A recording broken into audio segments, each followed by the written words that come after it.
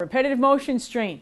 This is modeled in a lab. They're not using people, they're using cells that build fascia. So Meltzer et al. Is doing a lot of studies with modeled repetitive motion strain in vitro, so in a lab with myofascial release using human fibroblast cultures.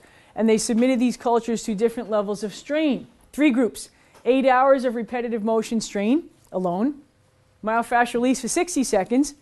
Interesting, they did 60 because most of us have been doing for 60 years or so in the field, 90. And then a combination, repetitive motion strain and myofascial. What's the results?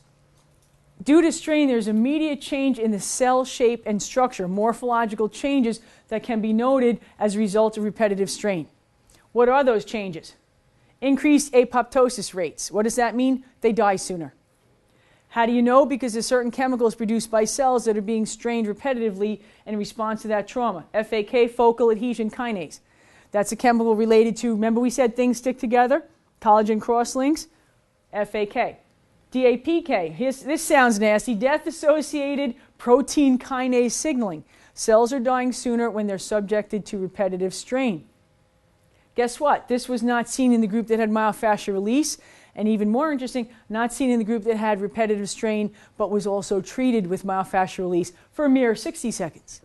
You didn't see those cells die as readily. So this is very interesting stuff. This is Journal of Bodywork and Movement Therapy.